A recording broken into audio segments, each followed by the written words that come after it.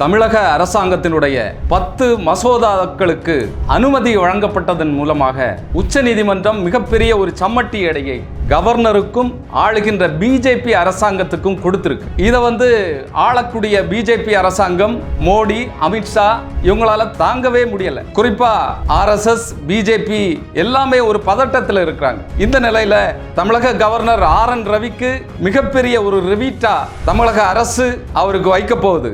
என்ன ரிவீட் தமிழக ஆளுநருக்கு அடிக்க போறாங்க அப்படிங்கிற விஷயத்தை காணொலியில தொடர்ந்து பார்ப்போம். நான் உங்கள் செல்வராஜ், தொடர்ந்து இணைந்திருங்கள். தமிழக அரசு தமிழக கவர்னர் ஒதுக்கி வச்சிருந்த எல்லா மசோதாக்களையும் தமிழக மக்கள் மீது அக்கறை கொண்டு சுதந்திரமாக மக்கள் பிரதிநிதிகளை கொண்டு தீர்மானித்த மசோதாக்களை கவர்னருக்கு அனுப்பி வச்சாங்க. அவர் எல்லாத்தையும் எடுத்து கிடப்புல போட்டுட்டே இருந்தார். உச்சநீதிமன்றம் அதுக்கு சரியான ஒரு தீர்ப்பை வழங்கி அந்த 10 மசோதாக்களையும் பாஸ் பண்ணி விட்டாங்க. இதன் மூலமாக இந்த 10 மசோதாக்களுமே பல்கலைக்கழகங்கள் சார்ந்த நிர்வாக சீர்திருத்த மசோதாக்களாக இருக்கு.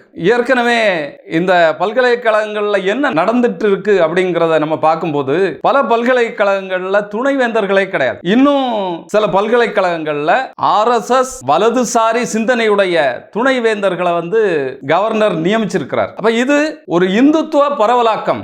இந்த நாட்டை இந்துத்துவ பரவலாக்கத்திற்கு நம்ம என்னென்ன வழிமுறைகளை செய்யணுமோ அப்படிப்பட்ட வழிமுறைகள்ல ஒண்ணுதான் இந்த RSS சார்ந்த இல்லைன்னா அந்த சிந்தனையுடைய நபர்களை துணைவேந்தர்களாக கொண்டு வந்திருக்கிறது. அப்படிதான் நம்ம பார்க்க வேண்டியது இருக்கு. பிஜேபி RSS ஏஜென்ட்களாகத்தான் கவர்னர்கள் செயலாற்றிட்டு இருக்கிறாங்க. இந்த மசோதாக்கள் நிறைவேற்றப்பட்டதன் மூலமாக மிகப்பெரிய ஒரு பதட்டத்தை மத்திய அரசாங்கத்திற்கு, அதுவும் ஆளக்கூடிய பிஜேபி, மோடி, அமித்ஷா இவங்களுக்கு எல்லாம் கொடுத்திருக்கு. அதனுடைய வெளிப்பாடாகத்தான் கடந்த 2 நாட்களாக இந்த மசோதாவை எதிர்த்து மேல்முறையீடு செய்வதற்கு என்னென்ன வழி அப்படிங்கிற ஒரு ஆலோசனையில ஆளக்கூடிய பிஜேபி ஈடுபட்டு இருக்கு. இதை இப்படி விட முடியாது. ஏன்னா அவங்க நினைச்சிட்டு இருக்கிறது பாத்தீங்கன்னு சொன்னா, மாநில அரசாங்கத்தினுடைய உரிமைகளை எல்லாம் கையில எடுத்து ஒட்டுமொத்தமாக ஒரு அதிகார மையமாக மத்திய அரசாங்கம் இருக்க வேண்டும், நமக்கு மாநிலங்களுக்கு எந்த விதமான உரிமையும் தரக்கூடாது அப்படிங்கிறதுல ரொம்ப தீவிரமாக இருக்கிறாங்க. உதாரணமா பாத்தீங்களேன், நம்ம ஒரு 50-60 மருத்துவக் கல்லூரிகளை நம்ம உருவாக்கி வச்சிருப்போம். அத நீட்டுங்கிற பேர்ல ஒரு தேர்வை கொண்டு நம்ம மாணவர்களை, அதுவும் குறிப்பா கிராமப்புற மாணவர்களை அந்த கல்வி, அந்த மருத்துவ படிப்புக்குள்ளால வர முடியாதவாறு என்னென்ன விஷயங்களை எல்லாம் செய்யணுமோ அதை மத்திய அரசாங்கம் செய்துட்டு இருக்கு. அப்போ நம்ம காசு போட்டு நம்மளுடைய வரி பணத்துல கல்லூரிகளை நிறுவுவோம்.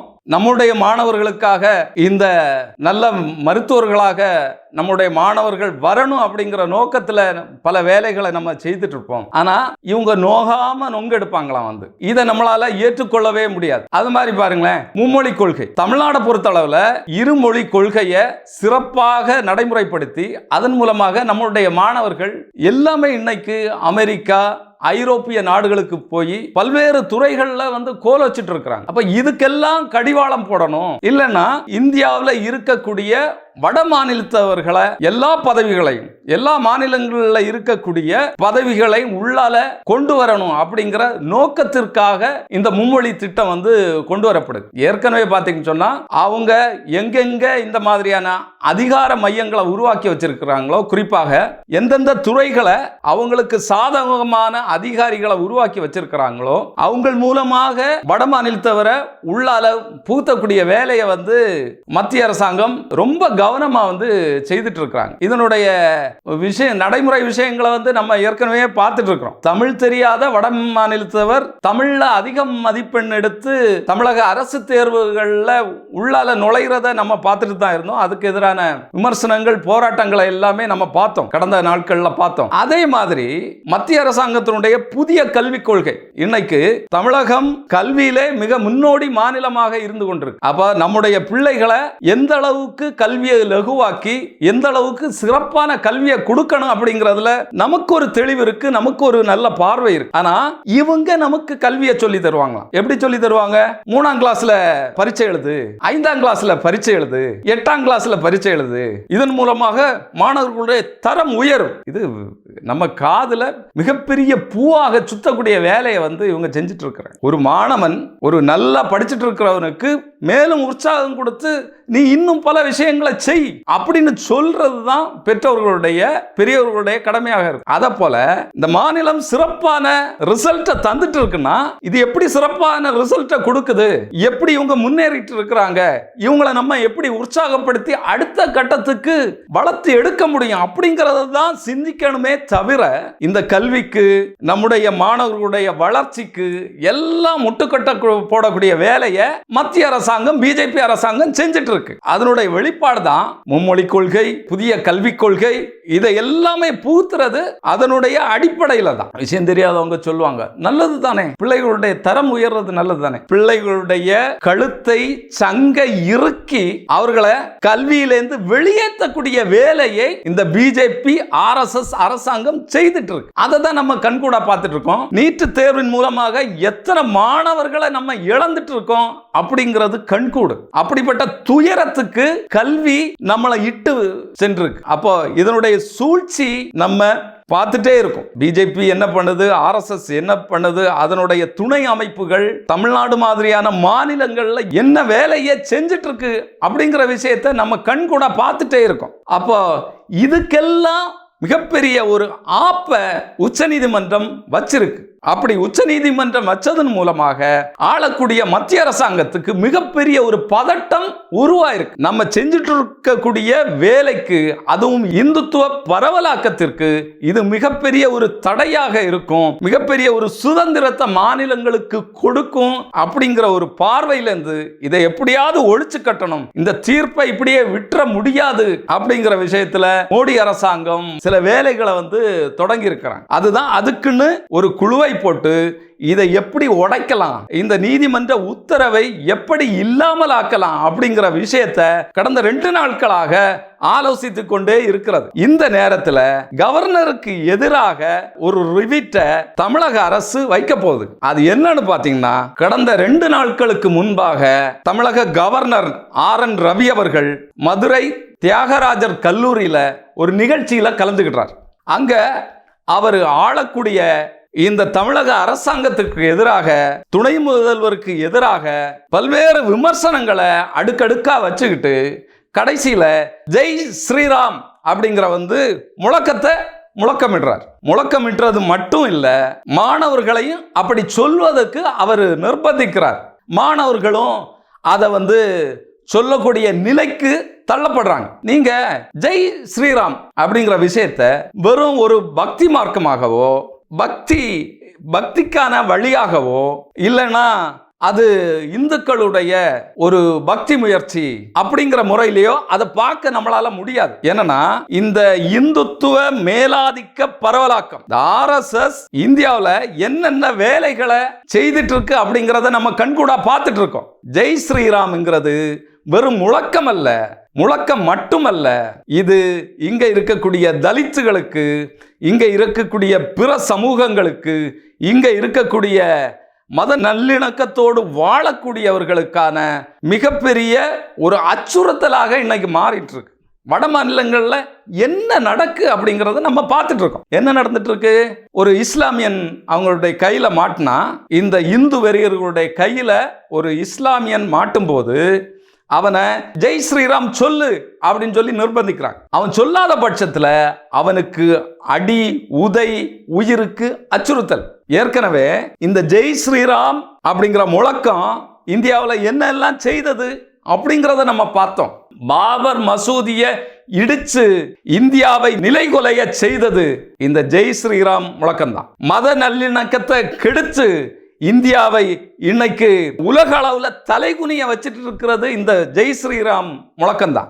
அது மட்டும் இல்ல, குஜராத் கலவரத்தின் போது நூற்றுக்கணக்கான அப்பாவி இஸ்லாமியர்களை கொன்றொழித்தது இந்த ஜெய் ஸ்ரீராம் முழக்கம். அது மட்டும் இல்ல, பில்கிஸ் பானுடைய குழந்தையும் அங்க தஞ்சமடைந்திருந்த நபர்களையும் கொன்று ஒழித்தது இந்த ஜெய் ஸ்ரீராம் முழக்கம் தான். ஜெய் ஸ்ரீராம் முழக்கத்தை எந்த லெவல்ல அவங்க பயன்படுத்துறாங்க அப்படிங்கறத நம்ம ஏற்கனவே பார்த்துட்டு இருக்கோம். கொஞ்ச நாட்களுக்கு முன்னால நம்முடைய மாண்புமிகு மத்திய அமைச்சர் எல் முருகன் அவர்கள்ட்ட டீசல், பெட்ரோல், கேஸ் விலையெல்லாம் இப்படி ஏறிட்டு போகுதே, இதுக்கு நீங்க என்ன சொல்றீங்க அப்படின்னு சொல்லி அவரிடத்துல பத்திரிகையாளர்கள் கேட்கும்போது அவர் என்ன சொல்றாரு?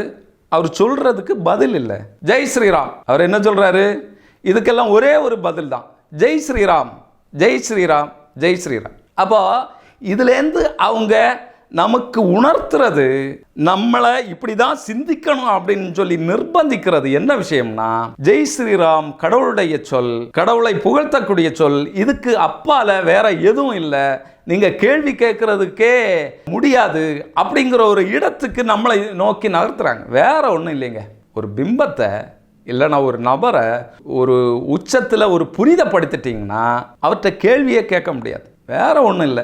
பாரத பிரதமர் நரேந்திர மோடி அவர்கள் இந்த நாட்டை எவ்வளவு பின்னோக்கி கொண்டு போயிட்டு இருக்கிறாரு, எவ்வளோ மோசமான நிலையில, எவ்வளோ மோசமான பொருளாதார நிலையில இந்த நாடு போயிட்டு இருக்கு, விலைவாசி எந்த அளவுக்கு ஒரு விஷத்தை மாதிரி ஏறிட்டு இருக்கு அப்படிங்கிற விஷயத்தை நம்ம பார்த்துட்டு இருக்கோம்.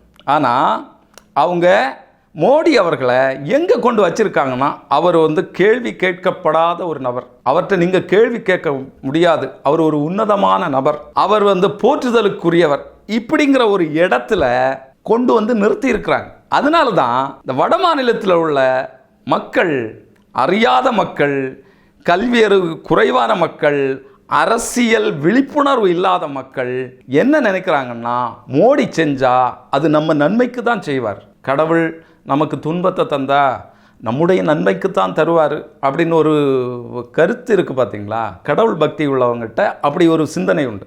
ஆக மோடி அவர்கள் சிந்திக்கிறது எல்லாமே நமக்கு, மோடி அவர்கள் தூங்குறது எல்லாமே நமக்காக, மோடி அவர்கள் பயணம் போகிறது எல்லாமே நமக்காக, அவர்கிட்ட கேள்வி கேட்க முடியாது, மோடி அவர்கள் இந்தியாவை மிகப்பெரிய ஒரு வல்லரசு நாடாக ஆக்கிடுவார் அப்படின்னு சொல்லி அப்படிப்பட்ட ஒரு கருத்தியலை குறிப்பாக வட மாநிலத்தில் இருக்கக்கூடிய இளைஞர்களிடத்தில் உருவாக்கிட்டு இருக்காங்க. அதனுடைய பின்னணியில் தான் இந்த நாடு எவ்வளோ குட்டிச்சோரா போனாலும் மீண்டும் மீண்டும் மோடிக்கு வாக்கு செலுத்தக்கூடிய அந்த தன்மை இருந்துகிட்டே இருக்கு, இந்த விமர்சன பார்வை இல்லை அப்படிங்கிறத நம்ம பார்த்துட்டு இருக்கோம். ஆக இப்படிப்பட்ட ஒரு ஜெய் ஸ்ரீராம் முழக்கத்தை தான் கவர்னர் RN ரவி அவர்கள் 2 நாளைக்கு முன்னால அந்த கல்லூரியில் முழங்கியிருக்கிறார். ஆக அதை வெறும் ஜெய் ஸ்ரீராம் முழக்கமாக மட்டும் பார்க்க முடியாது, இதுக்கு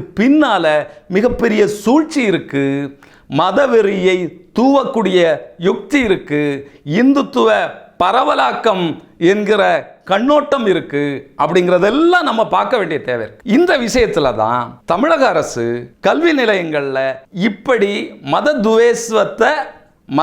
துவேஷத்தை பரப்புறதை ஏற்றுக்கொள்ள முடியாது, இதை முறியடிக்கணும், இது நல்லதில்லை, தமிழ்நாட்டுக்கு இது நல்லதில்லை, நாட்டுக்கு இது நல்லதில்லை அப்படிங்கிற விஷயத்தை ரொம்ப சீரியஸாக பார்த்துட்டு இருக்காங்க. அதனுடைய அடிப்படையில் தமிழக முதல்வர் அவர்கள் இதுக்குன்னே ஒரு குழுவை அமைச்சு இதை என்ன செய்யலாம், கவர்னர் இப்படி பேசியிருக்கிறாருங்கிறத வச்சு நீதிமன்றத்துக்கு போகலாமா அப்படிங்கிற ஒரு ஆலோசனை நடந்துக்கிட்டு இருக்கு. ஆனால் இது இந்திய அரசியல் அமைப்பு சட்டம் வழங்கி இருக்கக்கூடிய அடிப்படை உரிமைகள் அப்படிங்கிறதுனுடைய அடிப்படையில் வருமா?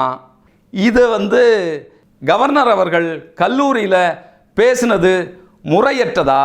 உண்மையிலே இதுக்கு நீதிமன்றத்திற்கு போகக்கூடிய பட்சத்தில் இதுக்கு கவர்னரை மாற்றக்கூடிய, இல்லைன்னா கவர்னருக்கு தண்டனை கிடைக்கக்கூடிய வழிவகை இதன் மூலமாக உருவாகுமா என்பதை நம்ம பொறுத்திருந்து தான் பார்க்கணும். தொடர்ந்து எங்களோடு இணைந்திருங்கள். நன்றி.